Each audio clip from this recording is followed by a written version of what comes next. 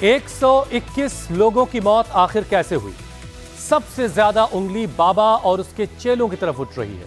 मुख्य सेवादार देव प्रकाश भी पकड़ा जा चुका है, लेकिन बाबा खुद को बेकसूर बता रहा है और बाबा के कई भक्त अब भी मानने को तैयार नहीं है कि बाबा और बाबा के सेवादार की कहीं कोई गलती है। अब सवाल यह है कि फिर कौन है जिम्मेदार? क्या कोई उपद्रव हुआ? क्या कोई साजिश रची गई? बाबा और बाबा के वकील तो साजिश के स्प्रे का एक नया एंगल लेकर आए हैं, लेकिन चश्मदीद क्या कह रहे हैं? सत्संग वाली जगह के सबूत क्या कह रहे हैं? कैमरे पर एक एक सबूत के साथ पूरा इन्वेस्टिगेशन। बाबा के सत्संग में 121 मौत, हादसा थी या हत्या?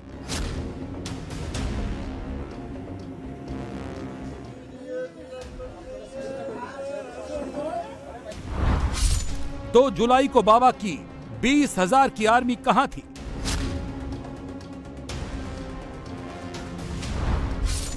बाबा का काफिला निकला, भीड़ को किसने रोका?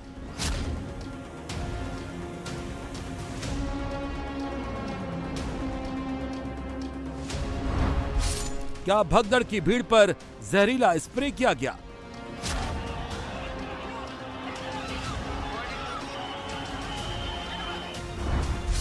एक 121 मौत, कौन जिम्मेदार?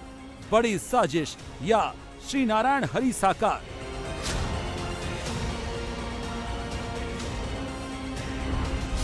हाथरस कांड पर बहुत बड़ी इन्वेस्टिगेशन। 2 जुलाई को हाथरस में हादसे के पीछे कौन है? यूपी पुलिस इसकी तफ्तीश कर रही है। सबसे ज्यादा सवालों में श्री नारायण साकार हरि हैं, लेकिन उससे पहले ही उनके वकील एपी सिंह ने पूरे एपिसोड में साजिश का एक नया एंगल डाल दिया है। एपी सिंह का दावा है कि 2 जुलाई को हाथरस में जो घटना हुई वो केवल भगदड़ नहीं है, बल्कि साजिश है। नारायण सरकार हरि के सभा में परमिशन मिली थी मानव संगम सद्भावना मिलन की। यहाँ पर कुछ गाड़ियां खड़ी मिली, पंडाल था जहां महिलाएं थीं, वहां कुछ लोग भी थे जिन्होंने भगदड़ कराई। उनके हाथों में नशीला स्प्रे था। आरोप है कि ऐसे करीब 12 लोग थे जिन्होंने भगदड़ कराई और काली सफेद स्कॉर्पियो में भाग गए। जो मैंने कहे थे 15-16 लोग वहां हट्टे कट्टे हाफ पैंट पहने गमछा डाले, वो व्यक्ति थे जिन्होंने वो जो भगदड़ की, भगदड़ करते समय भगदड़ के पीछे भी उनका एक कारण था कि उन्होंने जहरीला स्प्रे, जो नशीला और जहरीला स्प्रे था, उनके यहां हाथों में लगा हुआ था। जहरीला स्प्रे के इतने बड़े स्प्रे जैसे करते हैं, वो इस तरह जहरीले स्प्रे, नशीला स्प्रे यहां लगा हुआ था और ऐसे 10 से 12 लोग थे लगातार लगे हुए। उन्होंने इस तरह से ऐसे उसको ऑन कर रखा था, दबा रखा था, जिसकी वजह से वो अपना भाग रहे थे सामने कि उन पर वो असर ना करे। देखिए कितनी बड़ी साजिश, कितना बड़ा षड्यंत्र रचा गया नारायण साकार हरि को बदनाम नहीं, पूरा मानव मंगल मिलन सद्भावना समागम खत्म करने के लिए। और ये तो 123 मौतें हुई, फिर भी प्रशासन शासन ने बचा ली। ये और अधिक मौतों की संख्या बढ़ती, क्योंकि लगातार वो गमछा ऐसे डाले हुए थे और जिससे स्प्रे छिप सके, स्प्रे को उल्टा करके ऐसे जिससे तेजी से निकल सके डाउन में, और ऐसे हाथ से दबा हुआ, और वो भागते रहे, गिराते रहे, लोगों को भागते रहे। पीछे से जो प्रत्यक्षदर्शी उन्होंने बताया कि भागते समय एकदम थोड़ी देर में ऐसा होता था महिलाओं के साथ, एकदम अपने आप गिर जाती थी और गिर जाती थी, नीचे गिर जाती थी। गिरने के बाद कोई भाग रहा है, कोई गिर रहा है, कोई अधमरा हो रहा है, किसी की सांस छूट रही है। और इसीलिए जो मैंने पोस्टमार्टम रिपोर्ट देखी है उसमें सांस रुकने की वजह से मृत्यु का कारण बताया गया है। मृत्यु का कारण हार्ट बीट नहीं रुकना है, मृत्यु का कारण इंजरी नहीं है, मृत्यु का कारण खून निकलना नहीं है, मृत्यु का कारण कटना पिटना नहीं है, मृत्यु का कारण गला सांस रुकने से, सांस एकदम रुकी। जहरीली, वो जहरीली और नशीली स्प्रे थे जिनको यहाँ लगाया गया, लगा के किया गया। और वो लोग भागते भागते भागते, जो यहाँ पर गाड़ियां खड़ी थी, यहाँ गाड़ियां खड़ी थी काली स्कॉर्पियो और सफेद स्कॉर्पियो, और कुछ और आगे गाड़ियां खड़ी थी, उनमें जाकर फटाफट बैठे हैं। बैठते देखा गया है, क्योंकि कोई घटना होने के बाद कोई ऐसे एकदम बैठेगा, इससे मतलब भागना चाहता है। बाबा श्री नारायण साकार हरि के वकील पूरा नक्शा लेकर आए थे। सारी लोकेशन साजिश कैसे हुई, किसने की, सब समझा रहे थे। पुलिस अब इस एंगल पर भी जांच करेगी, लेकिन एक कयास ये भी लग रहा है कि कहीं ये बाबा की तरफ से जांच भटकाने की टैक्टिस तो नहीं है, क्योंकि कल बाबा ने अपने बयान में उपद्रव की एंट्री कराई और आज बाबा के वकील साजिश का स्प्रे ढूंढ लाए। जैसे जैसे जांच बढ़ रही है, बाबा और उसकी फौज की तरफ उंगली ज्यादा खड़ी हो रही है। ऐसा क्यों कह रहे हैं, इनको सुनिए। हादसे के दिन के ये चश्मदीद हैं। और कुछ नहीं, अपना वो यही है कि प्रशासन से उन्होंने कोई मदद नहीं ली। इतनी भीड़ के लिए प्रशासन से मदद लेनी चाहिए थी, और उसके लिए वो बदतमीजी कि हमें नहीं प्रशासन की जरूरत, हमारी व्यवस्था, हमारी फौज भी है हमारे पास में। उन्होंने ये बोल दिया हमारी सेना हमारे पास 20,000 है, हमें प्रशासन की कोई जरूरत नहीं। प्रशासन की मदद लेने से मना कर दिया, साफ किया उन्होंने मना, बिल्कुल कि हमें कोई जरूरत नहीं है, आप अपना रोड वोड जो देखें, बाहर देखें, अंदर किसी को जाने की अनुमति उनके प्रोग्राम में कहीं भी नहीं होती। यहाँ क्या कहीं भी नहीं होती। ये वो लोग हैं जो अपनी मर्जी से गवाही देने आए हैं। हाथरस के PWD गेस्ट हाउस में न्यायिक कमीशन ने ऐसे लोगों को बुलावा भेजा था जो 2 जुलाई को घटना के वक्त मौजूद थे। जो बातें चश्मदीदों ने बताई हैं, सब ने बाबा और उसकी सेना पर सवाल खड़े किए हैं। अगर सुधीर सिंह की बात सही है तो जिस दिन हादसा हुआ उस दिन बाबा की 20,000 वाली सेना कहाँ थी, क्या कर रही थी वो जब भीड़ में भगदड़ मची, तो क्यों नहीं रोक पाई, उस दिन हुआ क्या था, इसका खुलासा हाथरस में सत्संग के कंट्रोल रूम में मिले डॉक्यूमेंट से हुआ है। जो बातें सामने आई हैं उसमें पता चला है कि सत्संग के लिए 80,000 की कैपेसिटी के टेंट की परमिशन मिली थी, जबकि टेंट लगाया गया 300 बाई 300 का, जिसकी कैपेसिटी सिर्फ 60,000 लोगों की थी, जबकि सत्संग में 2.5 लाख से ज्यादा लोग पहुंच गए। सवाल है कि जब 2.5 लाख लोग पहुंच गए तो बाबा के कंट्रोल रूम से भक्तों को कंट्रोल करने के प्रयास क्यों नहीं किए गए? अगले कीर्तन की प्लानिंग कहां थी, कहां टेंट लगना था, उसकी जानकारी भी इसमें स्पष्ट रूप में लिखी गई है, जिसमें आपको समझ आ जाएगा कि प्लानिंग में गड़बड़ क्या है। जगत जननी मां मातेश्वरी का संपूर्ण ब्रह्मांड में सदा सदा के लिए जय जयकार हो। 90 बाय 105 फीट का वाटरप्रूफ टेंट होगा जिसके नीचे बाबा बैठेंगे। 20 बाय 15 का मंच होगा। 6 फीट मंच की ऊंची हाइट होगी। एक सिंहासन होगा। मंच की अपर वाली रेलिंग होगी। मंच के नीचे वाली रेलिंग होगी। जाली वाली रेलिंग से बैरिकेडिंग होगी। 450 सीलिंग का टोटल पंडाल लगवा दें। 450 सीलिंग के पंडाल में दरी बिछाई जाए। एक मेन गेट होगा। एक वापसी गैलरी वाला गेट होगा। पंडाल में लगने वाली रस्सी होगी। मेन गैलरी की पाइपों से बैरिकेडिंग होगी। वापसी गैलरी की कनातों से बैरिकेडिंग।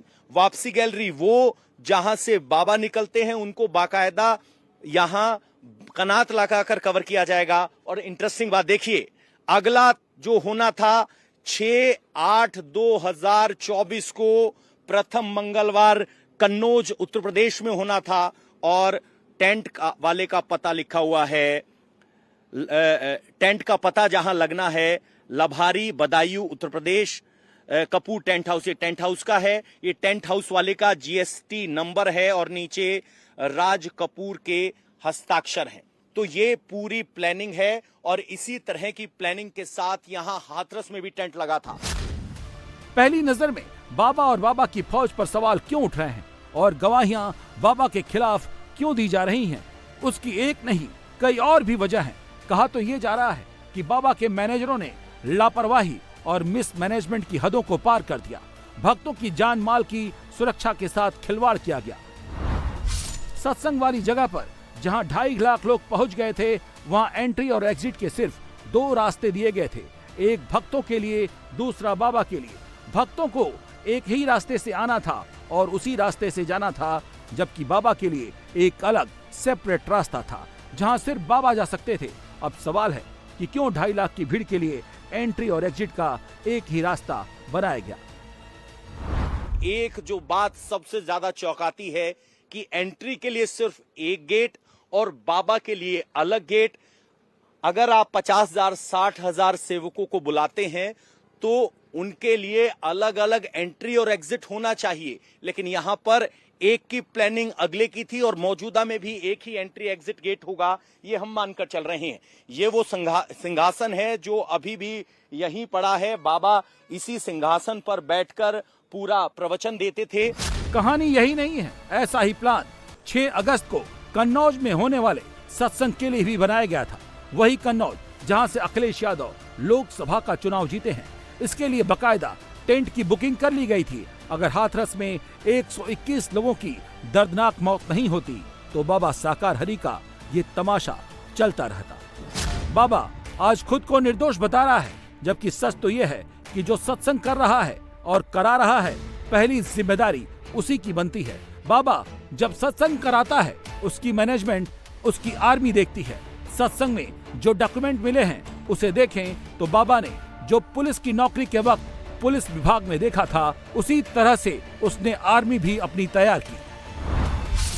प्लाटून कमांडर खुद बाबा श्री नारायण साकार हरि था। जब सत्संग होता था तो बकायदा उसकी आर्मी को प्लाटून नंबर में बांटा जाता था, जिसमें महिला पुरुष गार्ड दोनों होते थे। बाबा ने अपनी महिला आर्मी को नारायणी सेना नाम दिया था और पुरुष आर्मी को गरुड़ सेना। बाबा की ये फौज आश्रम से लेकर प्रवचन स्थल तक उसकी सुरक्षा में साथ साथ चलती थी और सत्संग की सुरक्षा की भी जिम्मेदारी देखती थी। बाबा की सुरक्षा में तैनात सुरक्षा कर्मियों के नाम कोड वर्ड में रखे गए थे। गुलाबी ड्रेस वाले सेवादार नारायणी सेना के नाम से जाने जाते थे। जिस प्लाटून में नारायणी सेना रहती थी, उनकी ड्यूटी सिक्योरिटी सर्विस और जल सेवा में लगाई जाती थी। बकायदा प्लाटून के एक एक सोल्जर की रजिस्टर में एंट्री होती थी। कमांडर ऑर्डर देता था, उस हिसाब से इनको ड्यूटी पॉइंट पर लगाया जाता था। इन सब के लिए अलग अलग बैज और आई कार्ड बने हुए थे। कि ये है, इस पे ऊपर लिखा गया है प्लाटून नंबर 1 सेक्शन नंबर 1 और यहाँ बाकायदा उनका मोबाइल नंबर भी है। धनवंती देवी जो है प्रमुख सेवादारों में से एक है, जो सबसे ऊपर नाम है। राधा रानी, मीरा देवी, रीना देवी, गुड्डी देवी, शारदा देवी, इस तरीके से। समीक्षा रिपोर्ट, शारदा मंडल सेवा में नहीं आती हैं। पति जगदीश मंडल, प्लाटून 1 सेक्शन 2। शारदा देवी सेवा में नहीं आती है, पति जगदीश मंडल आता है। उनके तहत ये पूरी लिस्ट लगाई गई है। लिखा गया है समीक्षा रिपोर्ट में कुसुम देवी का निधन हो गया, पति श्री राजेंद्र प्रसाद हैं। ये जो 2 नहीं आए उनकी अटेंडेंस है। और अगर आप यहाँ आएंगे तो देखिए आपको बहुत सारे यहाँ आई कार्ड दिखाई देंगे। अगर आप गौर से देखेंगे तो ये आई कार्ड दुनिया भर के आई कार्ड हैं। ये जल सेवा वाली महिला का आई कार्ड है। अगर आप यहाँ देखेंगे दलवीर सिंह सुरक्षा सेवा, ये सेवादार पहचान पत्र है, इन्हें सुरक्षा की जिम्मेदारी दी गई है।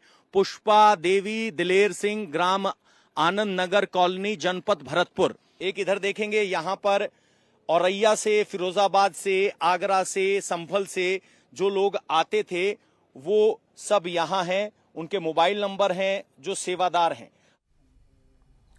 सूरजपाल उर्फ नारायण साकार हरि के मुख्य सेवादार देव प्रकाश ने पूरा कच्चा चिट्ठा खोल दिया है।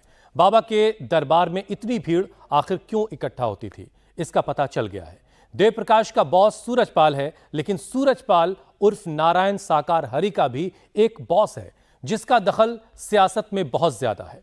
अनुयायियों को बाबा डायरेक्शन देता था कब क्या करना है। सवाल यह है कि नारायण साकार हरि को कौन डायरेक्ट करता था, कौन सा वो नेता है जिसकी जांच पुलिस कर रही है। किस दल के नेता पर सूरजपाल उर्फ नारायण साकार हरि को फंडिंग करने का शक है, इस खास रिपोर्ट में देखिए। बाबा का प्रमुख हिस्सेदार, सत्संग में 2 ही किरदार, पहला ऑर्गेनाइजर और दूसरा फंड रेजर। नाम देव प्रकाश मधुकर। मधुकर ने बता दिया है कि कैसे बाबा 100 करोड़ का मालिक बना, सत्संग के लिए पैसा कहां से आया था। मधुकर ने खुलासा कर दिया है कि हाथरस में सत्संग किसने आयोजन करवाया था। बाबा के राजदार ने बता दिया है कि नारायण साकार हरि सत्संग और भीड़ का क्या है पॉलिटिकल कनेक्शन। 121 मौतों का जिम्मेदार कौन है, नारायण साकार हरि, देव प्रकाश मधुकर या फिर कोई और। पुलिस की जांच यहां से शुरू हुई थी, लेकिन अब जांच पैसा और पॉलिटिकल कनेक्शन तक पहुंच गई है। सवाल यह है कि 121 मौतों का काल्प्रिट सिर्फ देव प्रकाश मधुकर ही है। गिरफ्तारी के बाद से ही देव प्रकाश मधुकर नए नए खुलासे कर रहा है। हाथरस में सत्संग कराने के लिए पैसा कहां से आया? परमिशन, सत्संग के लिए जमीन की तलाश, टेंट, लाउड स्पीकर, पानी के टैंकर की व्यवस्था किसने करवाई थी? इसका खुलासा हो गया है। ऐसा पहली बार हुआ है कि 121 मौतों के बाद भी मायावती को छोड़कर यूपी में विपक्ष यानी न तो अखिलेश यादव और न ही राहुल गांधी सूरजपाल उर्फ नारायण साकार हरि का विरोध कर रहे हैं, बल्कि उल्टे प्रशासन को दोषी ठहरा रहे हैं। नारायण साकार हरि के साथ तो अखिलेश यादव की तस्वीर भी वायरल हो चुकी है, जिसे अखिलेश खुद अपने एक्स पर शेयर किए थे। अखिलेश की ये तस्वीर बता रही है कि वो समय समय पर नारायण साकार हरि के दरबार में जाते थे। नारायण साकार हरि की कृपा से जहां कल बिल्कुल दिन नहीं खुला था, आज आपकी कृपा की वजह से बादल छट गए हैं, धुंध हट गई है और हम लोगों को थोड़ी आपके दर्शन से राहत मिल रही है। और यहाँ आपके जितने भी दिल से चाहने वाले लोग जो है उपस्थित है, उनसे मिल करके मैं ये कह सकता हूँ कि समाज को दिशा देने में और हमारे गरीब और जिनके सामने बहुत परेशानियां और संकट हैं, समय समय पर आप उन्हें दिशा देने का काम करेंगे। अब नारायण साकार हरि का मुख्य सेवादार, सत्संग का मुख्य आयोजनकर्ता देव प्रकाश ने भी पॉलिटिकल कनेक्शन की तरफ इशारा किया है। सवाल है कि वो सियासी दल कौन सा है? बाबा और उसके सत्संग से क्या कनेक्शन है? क्या बाबा और सियासी दल का नाता सिर्फ वोट बैंक तक ही सीमित है? पैसे के ट्रेल के साथ पुलिस अब देव प्रकाश और बाबा के इस सियासी कनेक्शन की जांच में जुट गई है। पूछताछ में बताया है कि कहीं ना कहीं किसी राजनीतिक दल द्वारा इनको पोषित किया जा रहा है और बाकी बैंक अकाउंट की डिटेल। सर, एक आखिरी सवाल, फंडिंग का बता दीजिए, फंडिंग का रेजर था ये? अभी इसमें हम लोग इसमें फंडिंग बता रहे हैं कि लोगों के द्वारा इनमें डोनेशन होता था, इनके द्वारा जो डोनेशन की पर्चियां हैं वो मांगी जा रही हैं कि अपने साक्ष्य के संकलन में ये बताएंगे कि ये पैसा जो रेज करा है फंड रेजर के रूप में इनकी अहम भूमिका थी। पैसा कहाँ से आया, क्या मनी ट्रेल थी, कौन डोनर्स थे, उसकी लिस्ट तैयार करी जा रही है। और एक ये बृहद विवेचना है, इसमें लंबी चौड़ी टीम लगेगी, हमारी रेवेन्यू के ऑफिशियल्स भी लग रहे हैं, उसके बाद इसमें जो भी कार्रवाई है वो करी जाएगी। बाबा का सबसे भव्य आश्रम मैनपुरी में ही है और मैनपुरी अखिलेश यादव का इलाका है। बाबा के अनुयायी भी उन्हीं इलाकों में हैं जहां समाजवादी पार्टी का गढ़ है और जहां बाबा के सबसे ज्यादा फॉलोअर हैं, वहां सबसे ज्यादा सीटें भी समाजवादी पार्टी ही जीती है। हालांकि नारायण साकार हरि और मधुकर का कनेक्शन किस पार्टी से है, इसकी जांच पुलिस कर रही है। पुलिस इसकी भी जांच कर रही है कि कहीं किसी राजनीतिक दल से तो नारायण साकार हरि की फंडिंग तो नहीं होती है। बाबा के ज्यादातर भक्त दलित, पिछड़ा और अति पिछड़े हैं और दावा किया जा रहा है कि बीएसपी की सरकार में सूरजपाल का जलवा था। बीएसपी की सरकार में नारायण साकार हरि के काफिले में लाल बत्ती वाली कई गाड़ियां लगी होती थी, यहां तक कि बाबा की गाड़ी को पुलिस एस्कॉर्ट करती थी। लेकिन बीते 10 सालों में मायावती की पार्टी का ग्राफ गिरा है, उनका दलित वोट बैंक खिसक चुका है। ऐसे में 121 मौतों पर मायावती ऐसे बाबाओं पर कड़ी एक्शन की मांग कर रही है। बाबा और उसके सेवादार एक पैसा भी दान नहीं लेने का दावा करते हैं, लेकिन पुलिस की जांच में खुलासा हुआ है कि बाबा के सेवादार उसके लिए चंदा इकट्ठा करते थे। बाबा के अनुयायियों से सेवादार चंदा लेते थे। जो बाबा के फॉलोअर्स नहीं थे, उनसे सेवादार मानवता के नाम पर रसीद देकर चंदा लेते थे। और रविवार को न्यायिक जांच टीम हाथरस में दरबार लगाकर इन्हीं जानकारियों को इकट्ठा करने की कोशिश की। चश्मदीद जांच टीम के सामने आंखों देखी गवाही दी। फुलरई गांव में 2 जुलाई को क्या हुआ था, 121 लोगों की मौत कैसे हुई, भगदड़ की शुरुआत कहां से हुई, भगदड़ के दौरान बाबा कहां था, बाबा के सेवादार क्या कर रहे थे, चश्मदीदों ने पूरी कहानी बता दी है। न्यायिक आयोग के सामने आज बयान दर्ज किए जा रहे हैं। एक शख्स है हमारे साथ, क्या नाम है आपका? सुधीर प्रताप सिंह। तो कौन से गांव के रहने वाले हैं? मुगलगढ़ी। जहाँ घटना हुई? जी। तो बयान दर्ज हो गए हैं आपके? जी हो गए। तो क्या कुछ आयोग के सामने आपने अपनी बात बताई? वही जो सत्य जो देखा घटना पे वही बताया। क्या देखा?